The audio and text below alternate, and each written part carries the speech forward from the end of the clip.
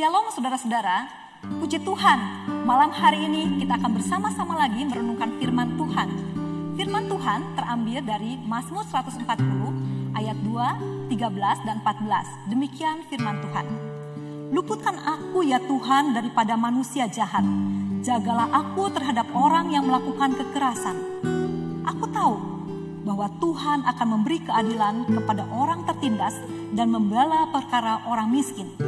Sungguh, orang-orang benar akan memuji namamu dan orang-orang yang jujur akan diam di hadapanmu. Mazmur ini adalah Mazmur Daud. Situasi pada saat itu yang dialami Daud adalah ketika dia dalam ancaman dan kejaran Raja Saul. Ayat yang kedua sampai yang keenam membeberkan bagaimana kejahatan yang dilakukan oleh musuhnya itu. Hati mereka sangat pandai dalam merancangkan kejahatan. Kejahatan yang dibuatnya sangat terencana.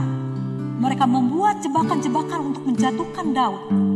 Mereka menyebarkan fitnah dan kata-kata mereka sangat kejam. Lidahnya bagaikan berisi bisa ulat beracun. Mereka ingin merusakkan nama baik Daud. Mereka juga ingin menghancurkan masa depan Daud.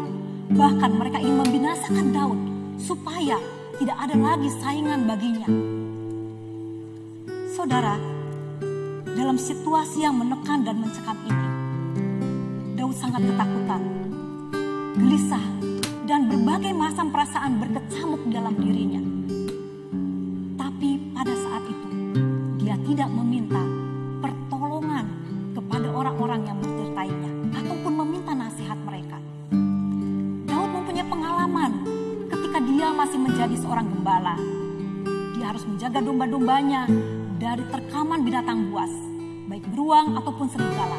Dan Daud dapat mengalahkan binatang-binatang buas tersebut. Demikian juga Daud ketika dia harus berhadapan dengan tentara Filistin yang tinggi besar, bahkan dengan peralatan senjatanya yang begitu lengkap, Daud dapat mengalahkan Goliat dengan peralatan yang seadanya. Dia tahu itu bukan kekuatannya, tetapi Allah semesta alam itu yang menyertai dia. Oleh karena itu pada saat ini, ketika dia terjepit dalam keadaan yang sangat tidak menguntungkan, dia datang kepada Tuhan. Di ayat yang kedua, dia berseru, "Luputkanlah aku ya Tuhan." Di ayat yang kelima dia mengatakan, "Peliharalah aku ya Tuhan." Ayat yang ketujuh, dia berkata, "Aku berkata kepada Tuhan." Dia memohon pembelaan Tuhan terhadap orang-orang yang jahat ini.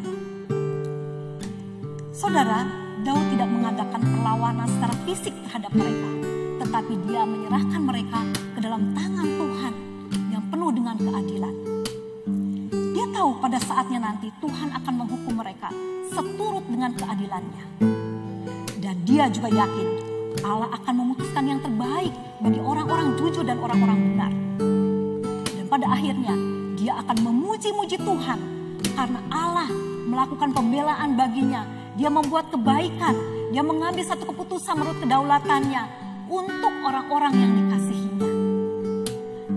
Saudara, melalui firman Tuhan ini kita dapat belajar bahwa sesungguhnya sebagai orang-orang benar, kita pun tidak luput dari ancaman orang licik, pemfitnah, bahkan yang melakukan kejahatan.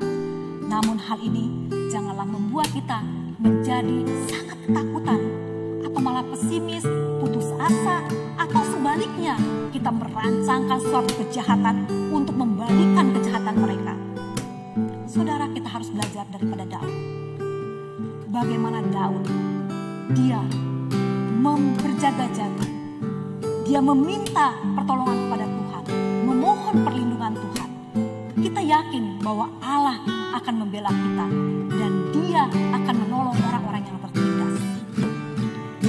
Belajar dari Daud yang menyatakan dirinya itu adalah orang benar dan orang jujur.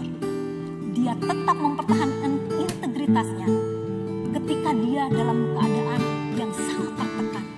Demikian juga dengan kita. Ketika kita mengalami situasi yang tidak menguntungkan, kita terjepit. Tetapi sebagai anak-anak Tuhan, kita tetap harus mempertahankan integritas kita sebagai orang-orang percaya. Dan yakinlah bahwa Tuhan akan membela kita. Dia tahu apa yang harus diperbuatnya untuk memberikan keadilan bagi kita sehingga kita pun dapat memuji-muji Tuhan. Dan keadilan Tuhan pun berlaku bagi orang-orang yang berbuat jahat, yang tidak mau bertobat.